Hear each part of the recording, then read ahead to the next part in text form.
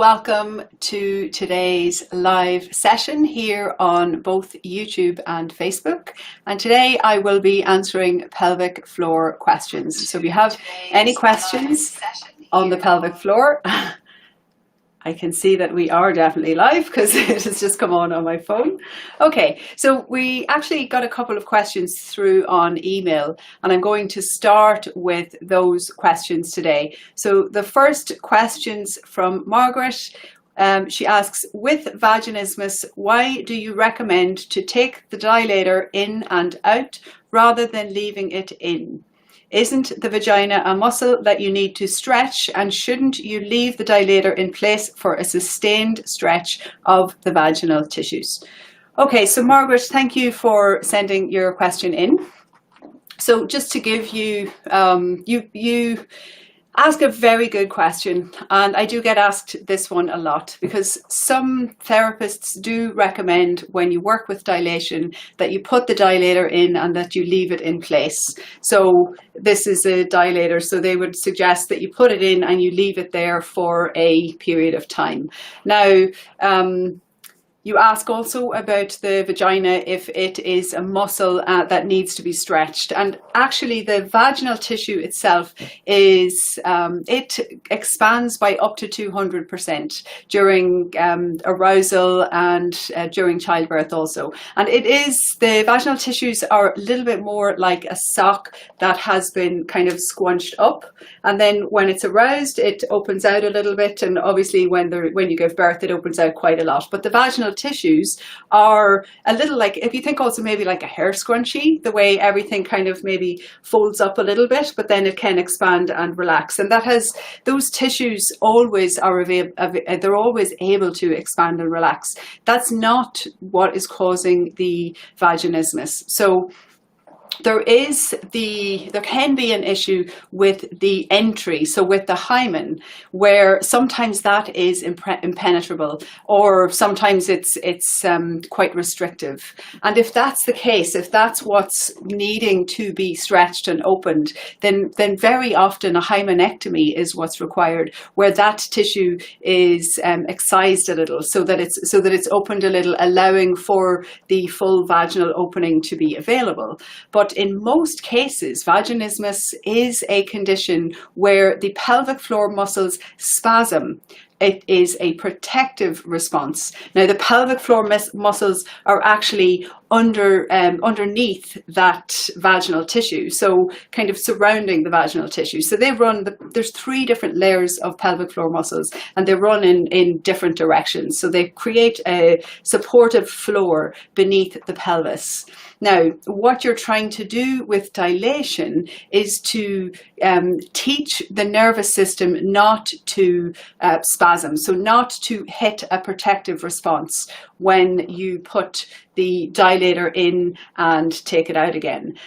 With penetration during intercourse, it's the same. It's typically moving in and out. Now, you don't need to take it all the way out and put it all the way in again, but there should be a little bit of movement in order to basically stimulate the nervous system in the same way. You're trying to get those muscles to not respond with a hypertonic contraction. So you want them as much as possible to relax. Now, as you're working your way up through the dilators, you can start with something as small as a Q-tip if the smaller size is still too big.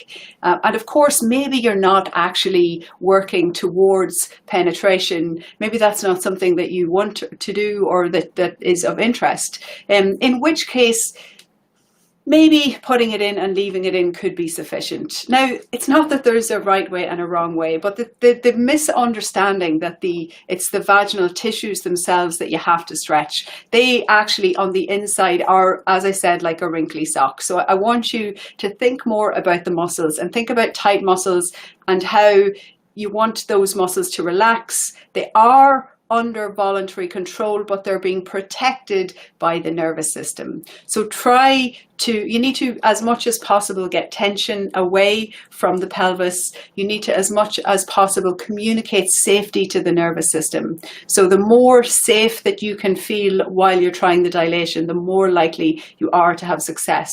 Now, the vaginal tissues can be sometimes a little dry, so it's good to use lubricant and plenty of it when you're trying, because that makes it easier. And then there's the whole mind aspect of things, which really, it's so very critical. At the root of the taboo surrounding pelvic floor dysfunction, a taboo that I am trying to break, is this kind of all of these ideas that have been placed on us by society, and the ideas that you have around your lady parts and your sexuality. You should question them, because very many of them are corrupt. We do have a corrupt view over that part of our body. So I would encourage you, if you're on a journey to overcome vaginismus, that you also question what you have been told about what you should or shouldn't do, think or feel about your body. So I hope that helps to answer your question. I can see that we have another question here from Kate, just on vaginismus. We'll stick with this for a moment. She says, "Hi Denise, I have vaginismus and have started doing kegels, but every time I do them, I get cramps." So if you have vaginismus, that is a condition where you have hypertonicity. So the cramping that you get, vaginismus is a cramp response, basically. So the muscle is contracting in response to something coming in or near the vaginal passage. So you shouldn't actually do kegels. You should do reverse kegels. So if you're doing the 30-day challenge, what I'd like you to do is look in the description of the video, and there's a timestamp in there for the relaxation, and click through each day and do the relaxation exercise. There is sometimes a benefit to doing pelvic floor contractions with vaginismus and dyspareunia and other conditions of hypertonicity, but that's only if you're doing maximum strength contractions, which we will do next week on the challenge. And it's not always it's not always required and not always necessarily a good thing. So the purpose of doing maximal strength pelvic floor contractions is to produce hypertrophy. So what you're trying to do is recruit as many muscle fibers as possible at the same time. And the reason that this can sometimes help with hypertonic conditions is because it uses up all the ATP in the muscles and tires the muscles out. So sometimes maximum strength contractions can cause the hypertonicity in a pelvic floor to actually let go. So sometimes it can be good, but most of the time I recommend letting go of tension. I recommend doing the relaxation exercises. There are different stretches that communicate to the nervous system to let go of tension. So I hope that answers your question. Ruth, sending lots of virtual hugs here. I love your teaching style. Teaching actually what every woman should know. That's very true. We all should actually know this. And the only reason I'm teaching any of this is because I had to go through so much myself. And yeah, I didn't have the information I needed and couldn't find what I needed. So I'm really glad that it's helping.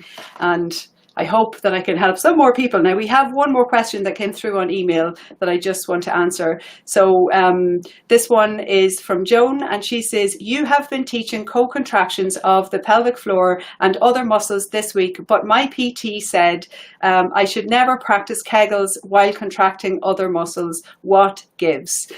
So, okay, that's also a good question. When it comes to co-contractions happen naturally in the body. Now, you will notice if you're doing the challenge, you would, and if you have actually registered for the challenge, you would have gotten by now 2 emails. The first one showing how to do all the different exercises, and the second one talking about why we do co-contractions. Now, with the co-contractions, we should only be doing them if we already have control. So if you can do the endurance contraction and those quick flick speed contractions, then you can start to work on co-contractions, because then you have learned how to contract the pelvic floor without turning on any other muscles. So that's what the first week what we focused on. Now, once you can contract the pelvic floor by itself, then you can start to work on retraining the balance of tension. And that's what the co-contractions are all about. So what you're trying to do is basically teach the nervous system to pre-tension before making movements. And the whole point of this is to try and get these, we can call them preflexes perhaps. So a little bit like reflexive actions, but that have maybe been forgotten or that are a little dysfunctional because the balance of tension is not what it should be in the body. So with the co-contractions, what we're trying to do is to say, hey, nervous system, or hey, mechanical system, which is your connective tissue system, but it's a little combination of the two. You're trying to say, hey, I want these tissues to be ready when I go to take movement. Now, you don't always have to do co-contractions. You train them for a little while and the body learns. And then you go to take movement and it happens naturally. And then movement is more functional and the muscles that should be doing the work will be doing the work. So that's what we're going for there. So I hope that answers your question. That is what gives. Okay, let's see. Kate is saying, thanks Denise, I'll give reverse kegels a go. I do one of your relaxation videos every day and I think they're fantastic. By finding your channel has definitely helped me tackle my vaginismus, so thank you. You are very welcome. I'm glad that it is helping. Let me see who else is in here. So K9, hello, nice to see you again. It's great that you're jumping on all these lives. Ruth, you are amazing. Oh, thank you, Ruth. Lots of very kind words. That's lovely. Lisa, have you ever heard of swollen inner knees due to a tight pelvic floor? It came on 8 months into my pelvic floor. I stretch the pelvic floor daily, but wonder. I actually haven't heard about swollen inner knees. Now, one thing that there is obviously a connection, a connective tissue system connection between the adductor muscles that come down around that area on the inside of the knees and the pelvic floor. So there's connective tissue that runs up through the adductors and in through past the pubic symphysis, so through the pubic bone at the front and into the pelvic floor. So where you have swelling, that's typically oedema. Maybe you have a little bit of tendinopathy on the adductor tendons. So that's a possibility. So that is how you could maybe make some sort of a connection. But I haven't heard specifically of there being tension in that area. Now, what you can look at and what sometimes can happen, if it's not both knees, if it's just one knee, it could be that there's a little bit of a like an imbalance between the left side and the right side. That is something that you could look at. Or it could be that if you have a little bit of knee valgus where the knees are falling in, like a little bit of knocked knees, you could work a little bit on the external hip rotators and the adductors, the abductors, the abductors, to get a little bit of strength so that the hips can actually, or the muscles around the hips can actually hold the legs in a better position. That might help if a valgus is causing the little bit of swelling, the little bit of oedema that you're getting around the knees. I would highly recommend that you go and speak to a physical therapist, because they can actually do a full assessment of your body and see what is actually happening. So Jessica has a question. Any advice for dealing with the emotional struggles of vaginismus and dyspareunia? Well, I can give you, in my book, I've actually written a lot about the emotional aspects of pelvic floor dysfunction. So for everybody that is on the channel, I'm assuming most people are here because they have some form of pelvic floor dysfunction.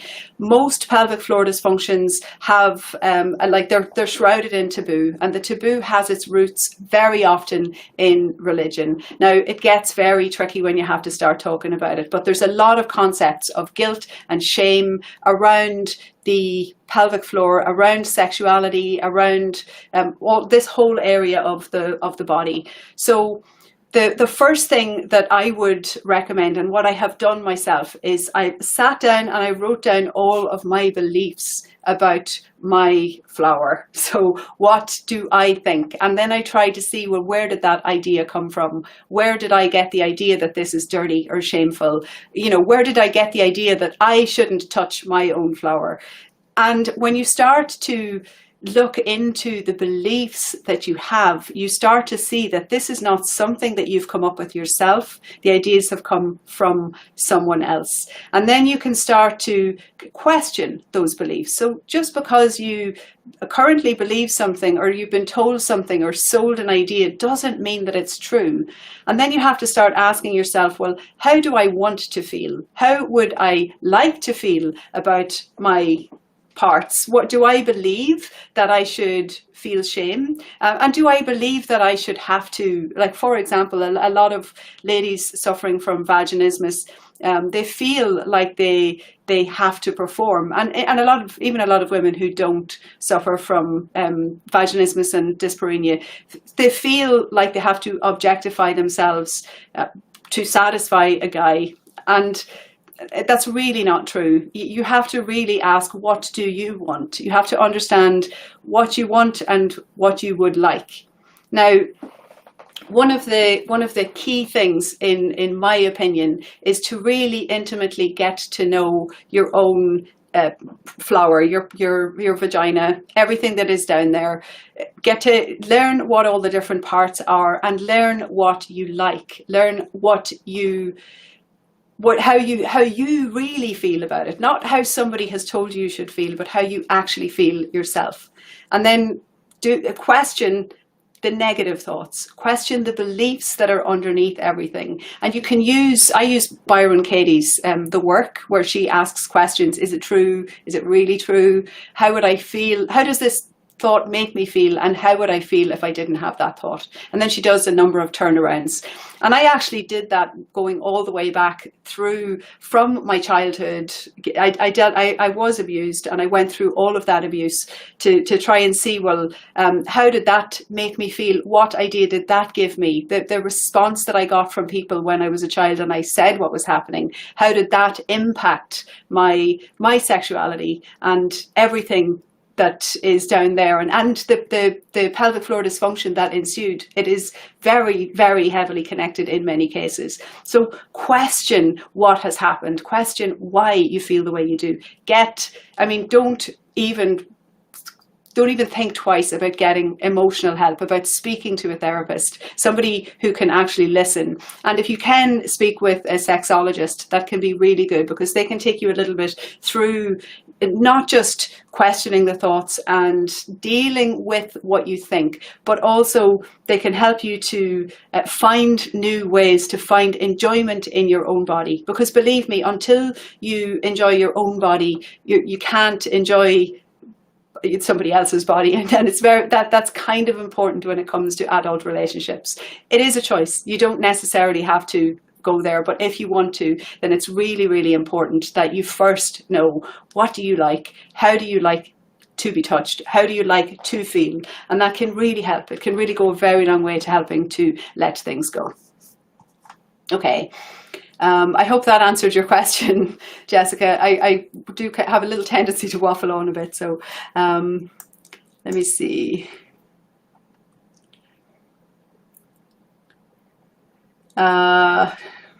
Ruth, do you have a question? I see you're saying through my acetabulum, the secret socket of the hip bone, but I don't know what you said before that, so I can't see where that one came from. But okay.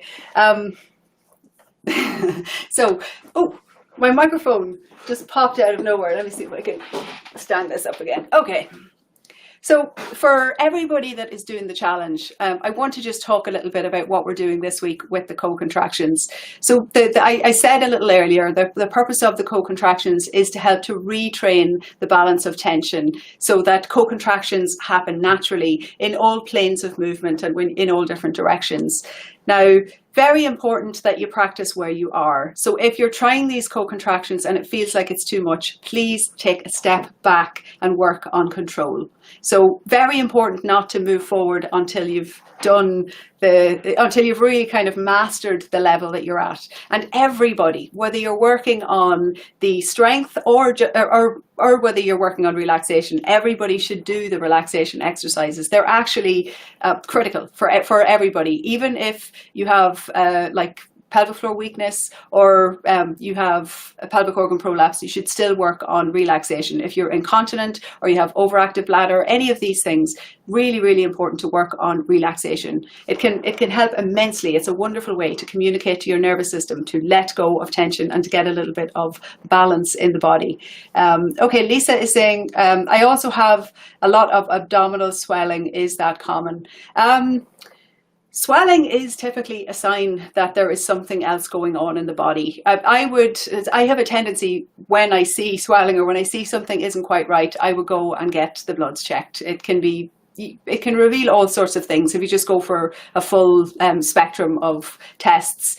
Get your minerals and your vitamins checked, and also check the hormone levels as well to see if there could be something there. It's really hard though to say. Usually when there is swelling, it's a sign that there is, like, that's just inflammation in the system. Can also be to do with food and what you eat. So I don't know enough really to be able to advise you there. So Ruth, you're saying, yeah, my pelvic is screwed in tight on one side. I see. So do you have a you have a, like, maybe have you had a hip replacement, or is there some sort of do you have some screws holding your pelvis together? Am I reading that right, Ruth? I'm not quite sure, but that becomes very challenging. I also had another message from someone earlier today who has screws in the back, so in the lumbar spine, so they can't do the like the caterpillar pose. So always, if you've had some sort of a surgery and you have screws or a plate or something that is holding joints in a position so that you can't flex or extend or rotate on that joint, then you have to practice with the body that you have. So you're not going to go into a pose then that tries to flex that joint, because obviously it's been held in place for a reason. And in that case, there's always an alternative. So if you're on one of my videos and you see a pose that you know you can't do because your body is somehow being held in place by screws, a little metal bar, whatever it is, then just put a little comment on the video and I can tell you a counter pose or some other pose that you can try instead. So for the caterpillar, for example, if you have a fused back, you can actually do legs up the wall, where you can put a blanket, or even like you can do it on the bed. Well, you can see I couldn't do it there because there's a bookshelf, but you can do it in a place where you have lots of softness and you can lie down and put the legs up the wall. So you still get a little touch of a stretch on the hamstrings without having to bring the spine into it. So that's very good. So Ruth, 5.5-year cancer survivor, well done. No hardware, no surgery, chemo, radiation, and okay, so you're having a very tight pelvic floor. So work on, I would say work on first taking the tension out of the system. Relaxation, relaxation, relaxation. Then if you have pelvic floor weakness, once you're getting everything to relax and the nervous system is calm, then you start to work a little bit on regaining control. And you can look at the 30-day challenge for that. That's a really good way to start with the video that goes out, the little bonus video where you actually feel around the different parts of your pelvic floor. First for strength, so trying the different elements of contraction to see, is everything working? Are all the different layers working? And are the contractions working in the different directions? And then feeling for a little bit of hypertonicity, so pressing like you would for the ripeness of a fruit, not like super hard, but just to see if it's tense, if there's pain spots, if there's any little trigger points. Get the pain and the trigger points away before trying to fix any weakness. That would be my recommendation. So Maggie has a question here. You mentioned reflexive actions that can bring you from top down, clunky control, to bottom up, smooth, fearless movement. Yes. Can you explain this? Thanks so much. Yeah. So when it comes to top down control and bottom up control, Top down is what you tend to do when things are dysfunctional. So top down is when you're trying to control your movement. When you're, for example, the stumble reflex is the example I gave last week. When you have, when you go to trip, let's say you go to fall over, if your brain needed to send the signal to all of the muscles to make the contractions and to make the movements that are needed to stop you from falling over, that takes 120 milliseconds, thereabouts. You will have fallen over by the time your message gets to the part of your body that you're trying to activate. But with a bottom-up control, it works using the mechanical system of the body, which is your biomechanics. So it's your skeleton, your muscles, and your connective tissue. And in your connective tissue, at all of the little tendinous junctions, you have these little tendon organs that are basically listening for movement. They're listening for stretch. So a muscle contraction is a response to a stretch in those tissues. So the muscle shortens to protect the muscle.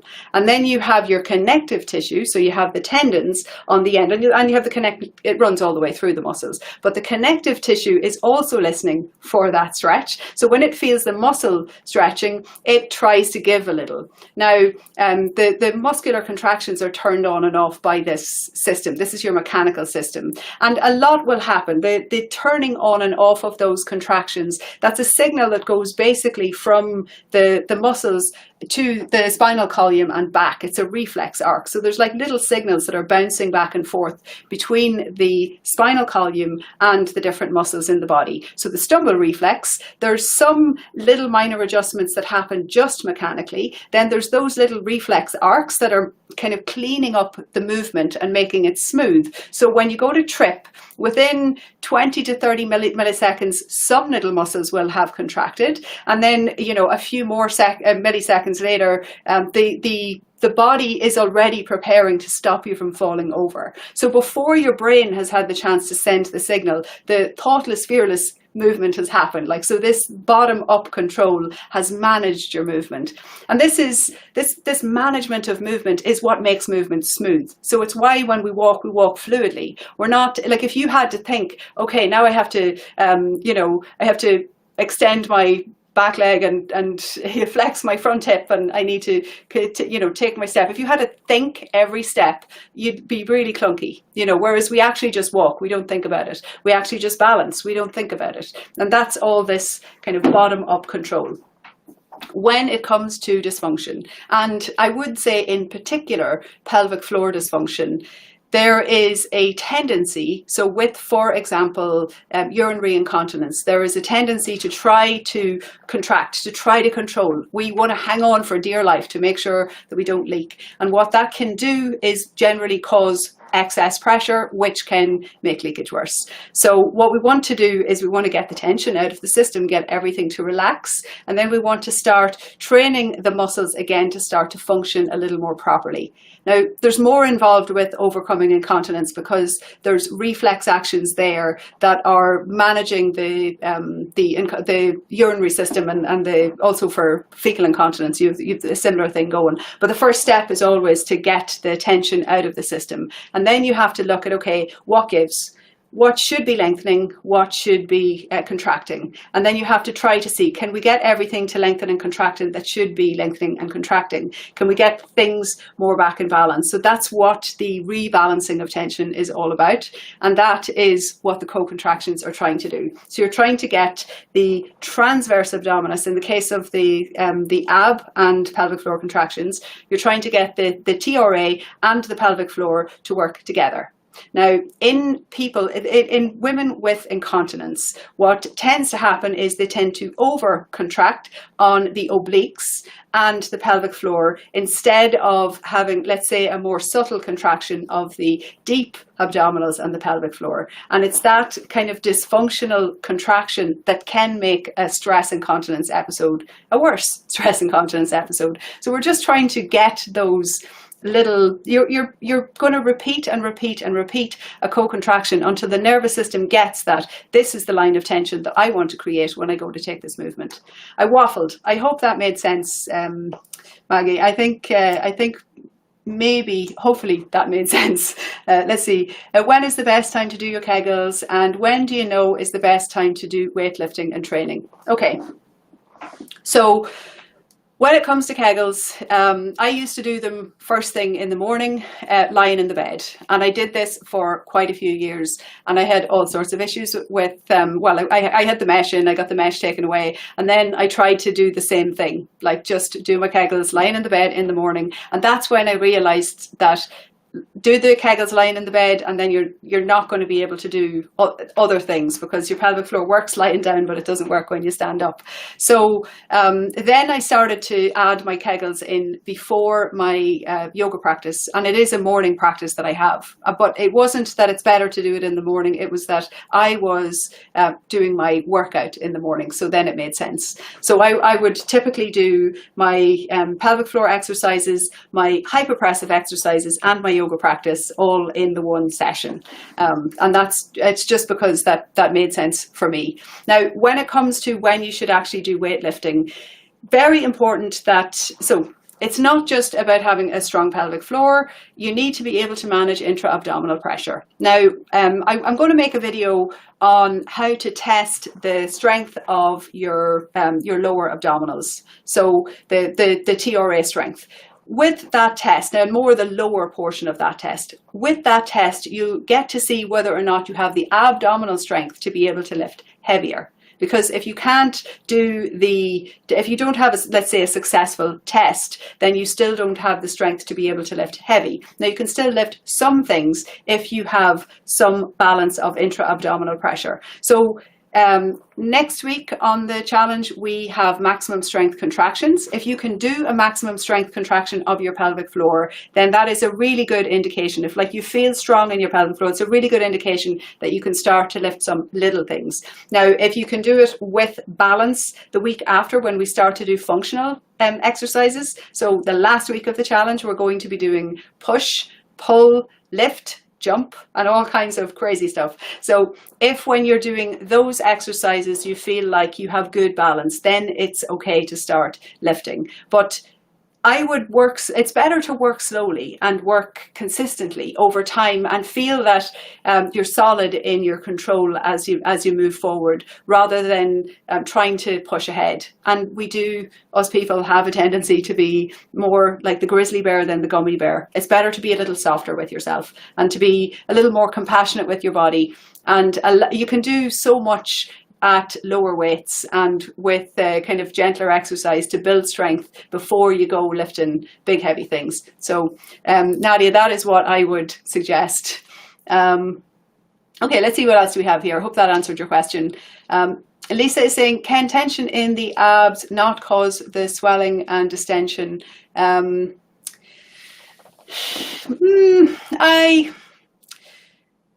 I wouldn't have said so. That wouldn't make sense to me, but maybe my understanding of anatomy is a little different. Distension tends to be not the abs themselves, but internally. So there tends to be some edema, internally, not actually, so viscerally, rather than on the abs themselves. So I would, get a little blood test done if you have a lot of swelling. Now, one thing that I will say with the abs, if you're finding that your belly is swollen at the end of the day, if you have a little pot at the end of every day, it could be that there is a little bit of weakness through the core, and it might be worth doing a little bit of core strengthening. But there can also be lots of other reasons for that. The amount of food you eat, the amount you drink, what's in there can have a big impact on the belly at the end of the day. And I actually like to let my belly hang out at the end of the day, because as much as it's good to have some tension in the muscles, it's even better to let go of your tension. Let me see. I hope that answers your question. Where are we? Lisa, your further question. Also, tight diaphragm. Any suggestions? This all came at a time I also wondered about exercise. I'm afraid to work out because I don't want to tighten my abs. Should I be worried about that? When it comes to the pelvic floor, the abs and the diaphragm, they have a very special relationship. And it actually carries on up just basic breathing, the ability to breathe functionally, is something that is very often missing, and that is very often at the root of dysfunctions in the pelvic floor. So the book has lots of different exercises at all the different phases. So there's actually, just as well as there are 8 phases for the pelvic floor training, there's also 8 phases for breathing, for training the breath. And it's really important to train your breath, to train your pelvic floor, to train movement, so the balance of tension through the body as you move, and also then to train the let go of tension, the relaxation, and to get the mind dealing with the fears that you have about your body. Very, very, very important. So I mean, there's so much to it. I don't know if I can answer it all right now. But tension in the abs, tension in the diaphragm can make pelvic tension a little bit worse. If you can get your rib cage to move laterally and to the front when you're breathing, and not use the kind of the accessory muscles up here to lift and lower the chest, which is dysfunctional breathing, then you'll have more flexibility in your pelvic floor, because just the lifting of the diaphragm, when you actually expand the rib cage, that does lift the pelvic floor, and it helps with flexibility if you're relaxing. So if you have tension in the pelvic floor, your breathing, very important that you fix your breathing. So, excuse me, I hope that helps. I'm going to have a wee. Okay, Laurie is asking, thanks for all the great info, very welcome. Can you talk about the best sleeping position for hypertonic pelvic floor? I find I'm tightest in the morning, and this is the time I leak the most when waking. Okay, so when it comes to the best sleeping position, I always believe that the best sleeping position is the one that your body is most comfortable in. But one of the things that I will say is that the mattress has it can have such a massive impact. If your mattress is uncomfortable and you don't have a proper restful sleep, that can make things worse. Now, if you have leakage in the morning, if it's when you're getting up out of the bed to walk to the bathroom, then I recommend that you do a little trick before you get up. So just lay flat on your back, legs straight out in front of you, arms out like a little bit of a Savasana pose, and then bring your awareness to the front part of your pelvic floor and try to do just the little squeezes of the front part of the pelvic floor. So not the world's strongest contraction, but imagine pinching the urethra. So imagine that you're just squeezing the sphincter. Now this taps into the guarding reflex, which is the reflex that it stops you from going when you're not actually sitting on the toilet. So it's the one that you use to hold on. So if you tap into that reflex, that will relax the bladder. And if you can get the bladder to relax, then it should be possible to get up and go to the bathroom. Then how you get up will also, that also will make a difference. So if you can take the knees up towards the chest, roll to the side, and then as you bring the feet out, you can bring your body up straight. And again, once you get to a seated position, if you feel any urgency, then again do the little squeezes on the front part of the pelvic floor. You can do like a contract for 1 and a release for 1, and a contract for 1 and a release for 1. Or you can hold it for 2 or 3 if that is a bit more relaxing for you. And then once you feel calm and collected and relaxed, get up and calmly walk to the bathroom. Try that. That's what I had to do when I was initially when I was incontinent, and I couldn't actually stand up off a chair or off the bed or off anything without all my urine falling out. So I had like severe urgency at that point. So that's a little trick, and it can work very well to relax the bladder. And if the bladder isn't spasming, it's much, much easier to make it to the bathroom. You still will have to do a little bit of work to regain control, but that's how you get those first steps. I hope that helps.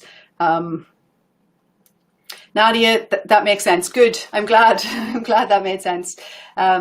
Chrissy is asking, can I overcome vaginismus, or is this something I have to deal with and train forever? You can overcome vaginismus. You can overcome so many things in the body, and when you overcome them and you look back, you won't believe that you were ever as bad as you were when things were bad, and you won't also be able to say, I did this one thing, because it's never one thing. It's always more than one thing. But the most important thing, the absolutely most important thing, is your frame of mind.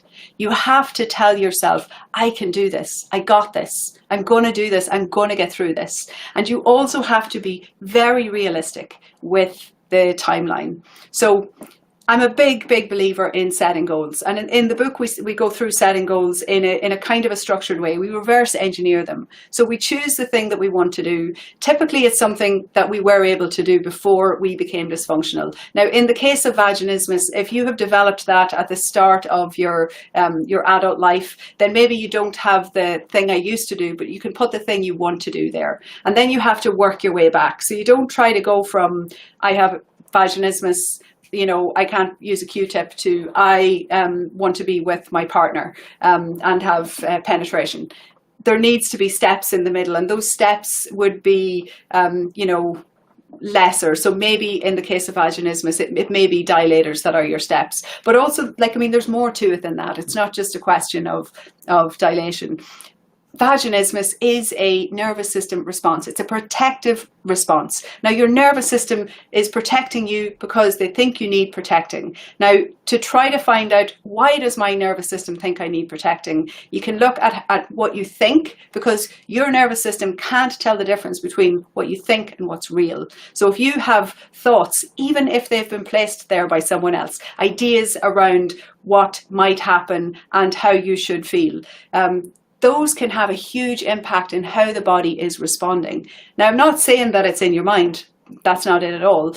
But your nervous system is listening to your mind. So the more positive you can be in your mind, and the more kind of encouraging that you can be, the easier it is for your nervous system to feel the safety. And then we can talk a little bit about the pain test. So you can squeeze really hard yourself without feeling pain. You can get somebody you love to squeeze, and they can't squeeze as hard before you feel the pain. And you can get a stranger to squeeze, and they hardly have to squeeze at all before you feel the pain. And that should give you some little bit of an understanding on how the nervous system detects pain. They feel safety. They feel most safe with you. They'll feel a little bit less safe with somebody that you love, and completely not safe at all with a stranger. So think about that when you set your goals.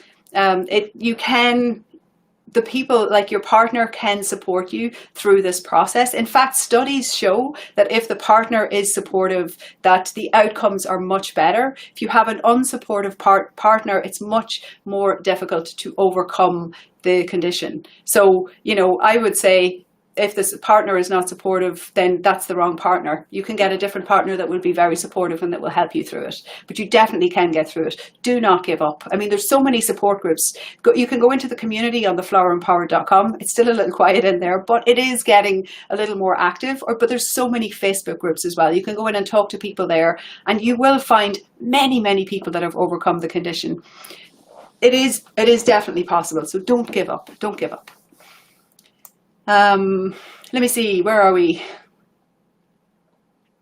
So Laura is asking, is it possible to have a normal defecation, but that this worsen my tight pelvic floor muscles? I'm diagnosed with tight pelvic floor muscles around my bladder. I always pee when I poo, but I notice my discomfort worsens after defecation.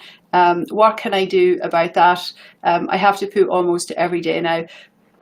So more discomfort when I'm only urinating. Okay, it is possible to have a normal defecation, but defecation and urination are very heavily impacted by pelvic tension. So the more that you can get your pelvic floor to relax, the more likely it is that you're going to have a more comfortable experience when you defecate or when you urinate.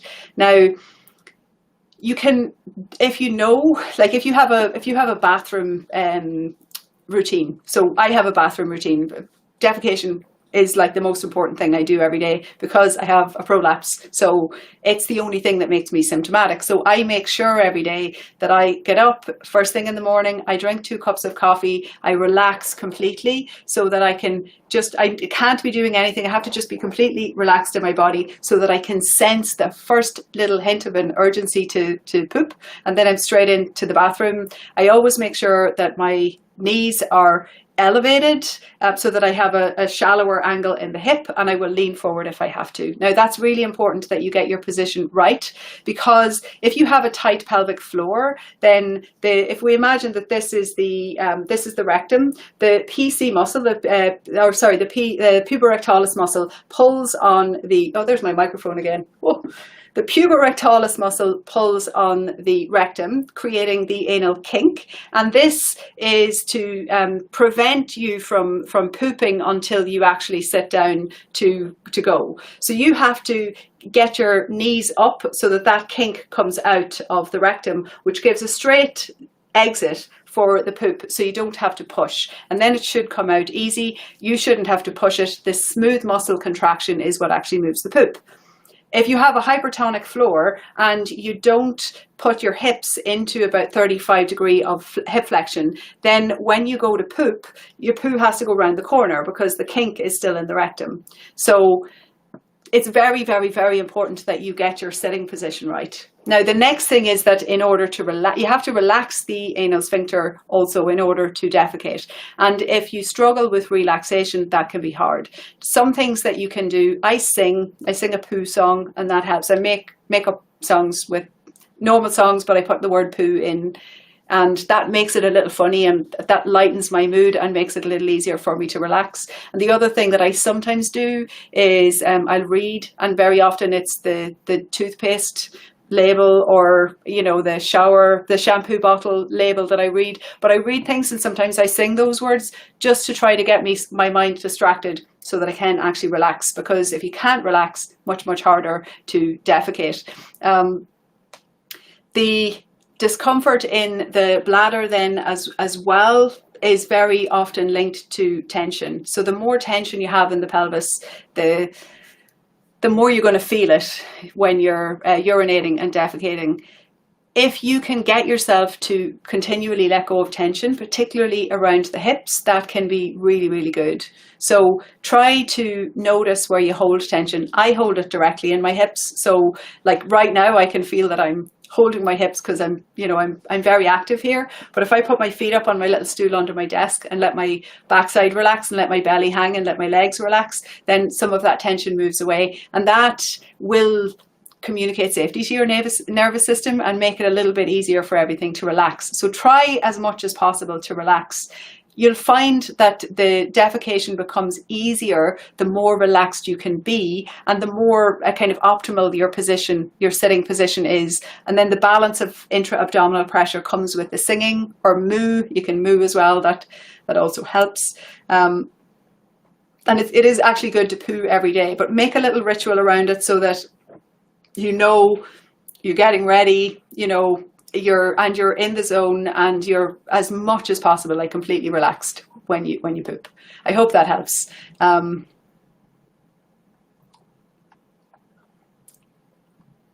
Okay, Lisa, you're saying so true. I've been pretty pain-free for a while, but just last week got bad again. I find it depends on my emotions.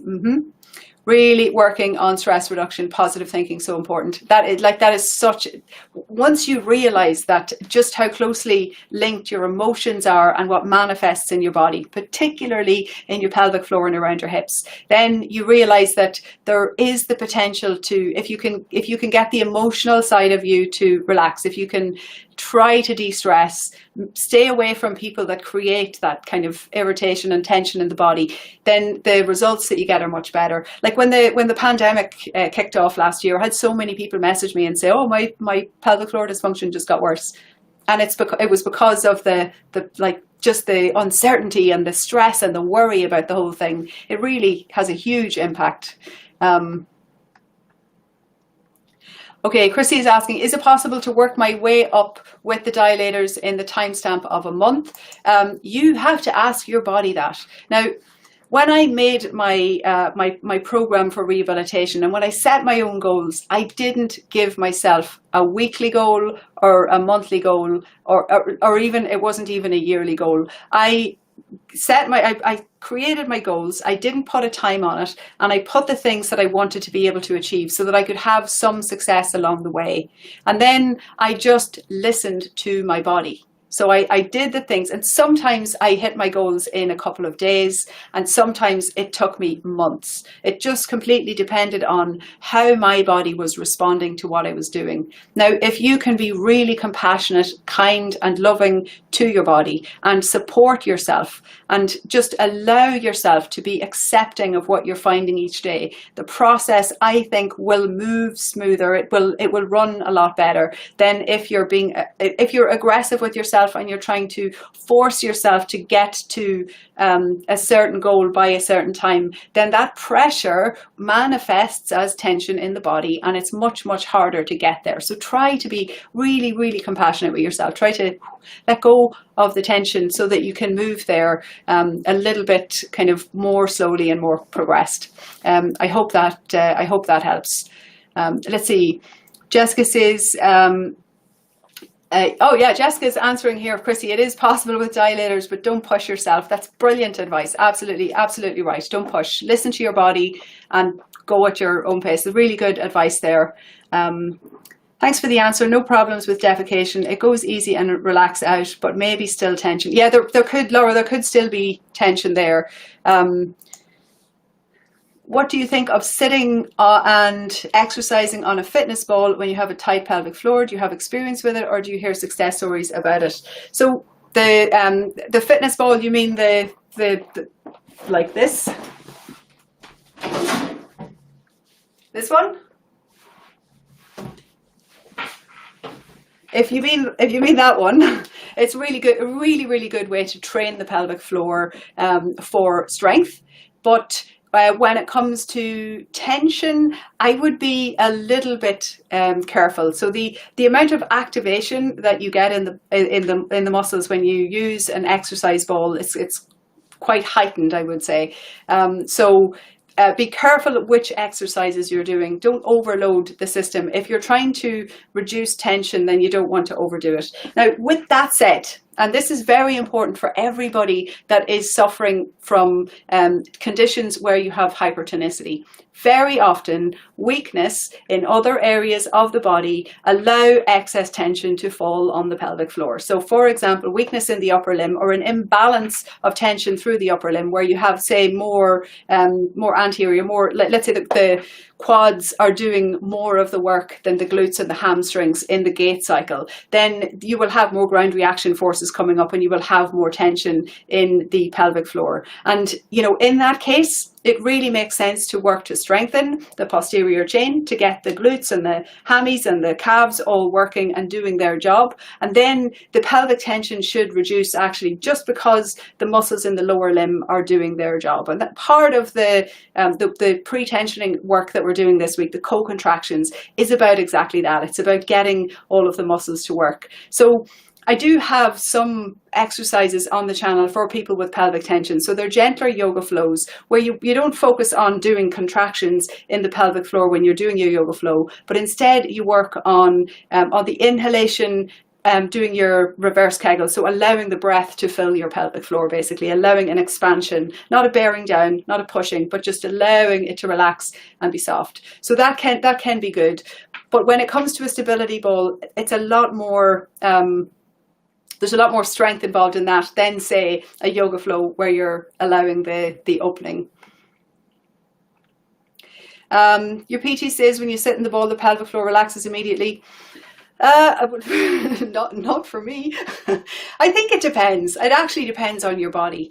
Listen to your body. When you sit on the ball, if you feel like your pelvic floor relaxes, then that's good. That's good for you to do. Now, me personally, I get more tone in my more co-contraction between my abs and my pelvic floor when I sit on the ball. And I use, actually, in the book, I do have a flow with the ball that is specifically for building strength. So I don't find that it releases the tension. Now, if it is a ball chair, so the ball isn't moving, and let's say that it's stable, and then you can allow yourself to really rest into it because it's not going to roll anywhere and you don't have to use your body to hold it, then in that case it very possibly, you will probably have more of an opening and a relaxation. But on that ball, if I'm to sit on this ball now, I have to use a huge amount of core strength and effort, energy in the lower limb to hold myself there, and that will add tension. So that's what I think on that. But I don't know everything, and I very, very possibly could be wrong there.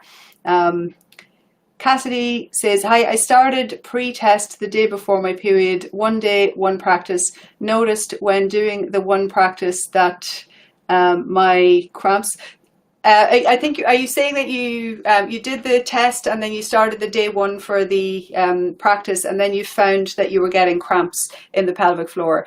If that's what you're saying, then skip the contractions and focus on the pelvic floor relaxation.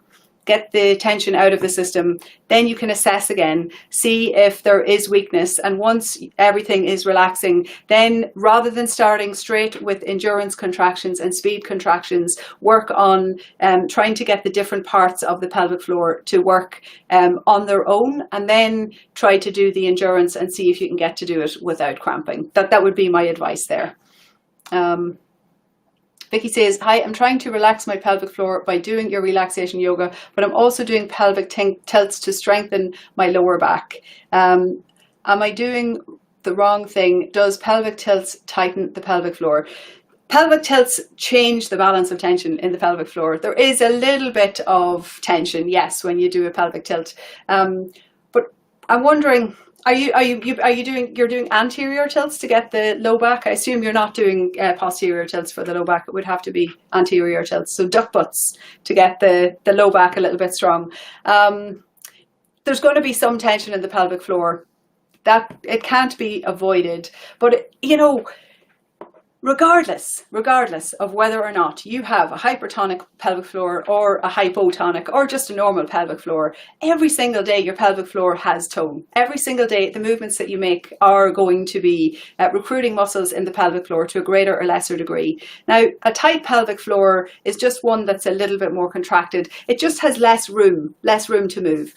If it's not giving you pain and you know your physio maybe has said you need to work on your lower back strength, then you can do exercises for the low back, and that should be okay. I mean, you need to exercise your whole body. Actually, it's kind of important to move everything in all the joints in every direction every day and to keep things strong. So there's no wrong exercise. Exercise is good. Movement is good.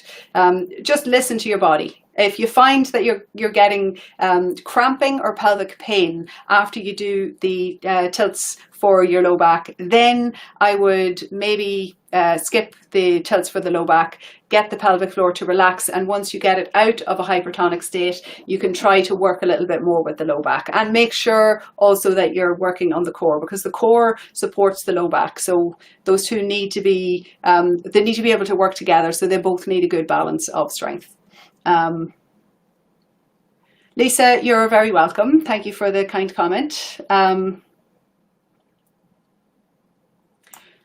So Cassidy Web Design asking again, I started the pre-test the day before my period, usually get cramps before my period. The pre-test increased my cramps, so I'm starting day to day. But is the cramping normal? Yeah, around your period, if you're doing pelvic floor exercises, it can increase the cramping because you're adding tension into the system. So I tend to, around my period, I do very gentle practices. So I tend to do more my pelvic floor relaxation. I'll do restorative yoga, like my legs up the wall, supported legs up the wall, and lots of blankets and lots of bolsters, and very relaxing. And I do tend to work more on my strong, like strength building exercises outside of the period. And that's also important if you have prolapse. If you have prolapse, then the womb sits a little bit lower during the cycle. So just before and for the couple of days after, usually the womb is sitting a little lower. It's a little bit heavier, and things can feel heavier. You can feel a little bit of like a dragging sensation, and around that time it's better to practice like soft, kind, nice exercises. So yeah, it's not unusual to feel cramping. It doesn't mean you have a hypertonic pelvic floor. You have just added some excess tension into the body. Just let everything relax. Try in a couple of days. If you still have cramping in a couple of days, focus on relaxation for a week or two and see how it goes. And Vicky says, I suffer osteoarthritis in lower back. I'm trying to strengthen it to be able to walk better. Yeah, that's a good idea. In fact, for your bones, just in general, it's very good to do a little bit of weight bearing exercise. You don't have to lift big heavy weights, but weight bearing exercise kind of stimulates the body to continue to make the bones strong. And working on your low back, strengthening your low back and your core. Do the two. Make sure you do the two. It's really, really good, really helpful. Daniela says, I do some core exercises. Is it bad for my weak pelvic floor? No, it's good. It's good to do both core and pelvic floor. But it's very important that you take the pelvic floor and the core kind of on a journey, and all the other parts of your body. So if you're doing very, very strong core exercises with a weak pelvic floor, then the chances are you're not balancing intra-abdominal pressure efficiently, and that can actually create a little bit of an issue with the pelvic floor. If you have a prolapse, you can make the prolapse worse if you're doing like the world's strongest core exercises without counteracting that with a little bit of upward pressure from a stronger pelvic floor. So I would go slow and steady. So take the two together. You may have seen, if you've been looking at the 30-day challenge, we did Cocontractions yesterday to get the two muscles, the TRA, the transverse abdominis, which are the ab muscles that are like on the sides like a corset that run deep underneath, and the pelvic floor, to get those working together. And if you do a little bit of work just to get those activating, then they'll co-contract together. So when you're doing your core exercises, you will naturally have a little bit of an activation. Now, if you are, for example, at the gym doing the cable crunches with I went up to more than my body weight last year, like 65 kilo cable crunches, then you need a very strong pelvic floor contraction to be able to manage that balance of pressure. And that's really tough. Also, if you are doing the exercises where you're lowering the, like a dumbbell, like the dumbbell lowering exercise, that also is a very, very strong core and pelvic floor exercise. So in that exercise, if you don't have a really, really strong pelvic floor, there's also going to be a really negative imbalance in pressure. So I'm going to do a video on how to test your core strength, and I'll probably get that out within the next couple of weeks. Maybe once the challenge is over, I'll put that one out. And in that, I'll show how you can actually make an assessment to see where your core is, and then what kind of exercises you can do to gently bring your core along with you. And there is I'll put maybe a link to there's a video on how to do the core activations and then some gentle core exercises. But really, really, really pay attention to how your core is responding and your pelvic floor is responding when you're doing exercises, because you'll feel it. You'll feel it usually if it's not strong enough. And then you just need to back off and do a slightly gentler exercise. There's always some exercises that you can do. Okay, what do we have for time? It is just gone 7 o'clock here, so I am going to say good night to everybody. I hope this was useful. I'm sorry if I missed anyone's questions. I will do another one again next week. So if you have any questions or any follow-up questions, just send a little message through. And if you're doing the 30-day challenge, I hope you're enjoying it. And wherever you are, I wish you a really lovely evening. Thank you.